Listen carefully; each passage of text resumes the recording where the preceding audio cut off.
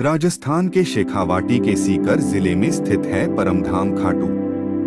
यहाँ विराजित है खाटू श्याम जी। खाटू श्याम मंदिर बहुत ही प्राचीन है।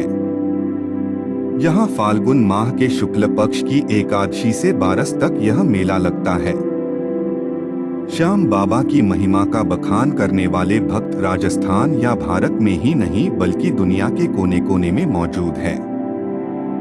जानते हैं कि खाटू श्याम जी की क्या है कहानी।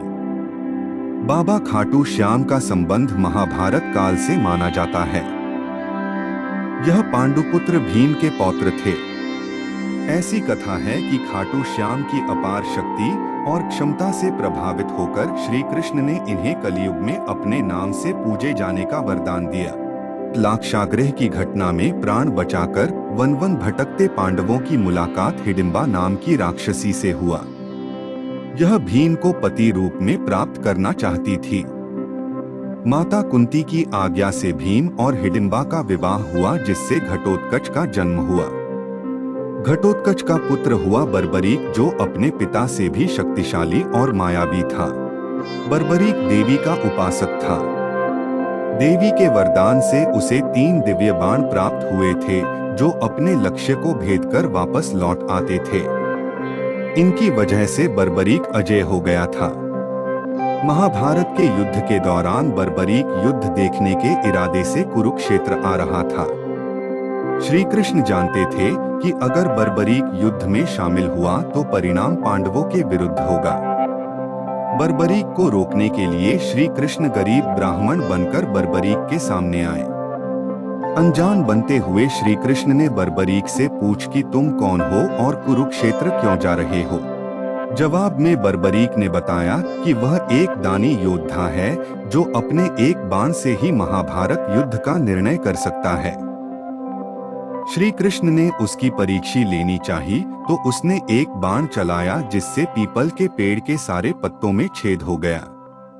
एक पत्ता श्री कृष्ण के पैर के नीचे था, इसलिए बाण पैर के ऊपर ठहर गया।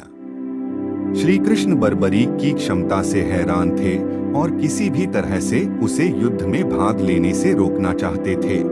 इसके लिए श्री कृष्ण ने बर्बरीक से कहा कि तुम तो बड़े पराक्रमी हो, मुझ गरीब को कुछ दान नहीं दोगे।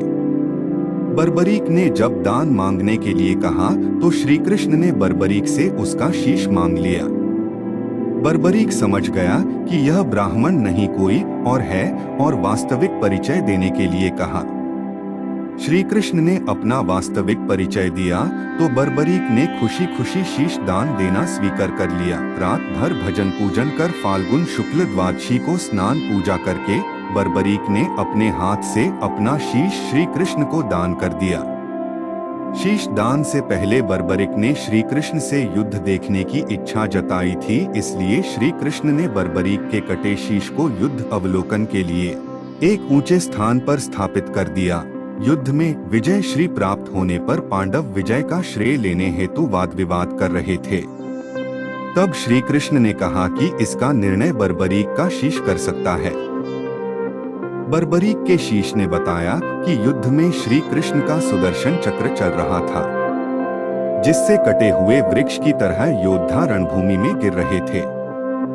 द्रौपदी महाकाली के रूप में रक्तपान कर रही थी। श्री कृष्ण ने प्रसन्न होकर बर्बरीक के उस कटे सिर को वरदान दिया कि कलयुग में तुम मेरे श्याम नाम से पूजित होगे। तुम्हारे स्मरण मात्र से ही भक्तों का कल्याण होगा और धर्म, अर्थ, काम, मोक्ष की प्राप्ति होगी। स्वप्न दर्शनों परांत बाबा श्याम खाटू धाम में स्थित श्याम कुंड से प्रकट हुए थे। श्री कृष्ण विराट शालिग्राम रूप में संवत 1777 से खाटू श्याम जी के मंदिर में स्थित होकर भक्तों की मनोकामनाएं पूर्ण कर रहे हैं। प्रत्येक वर्ष होली के दौरान खाटू श्याम जी का मेला लगता है।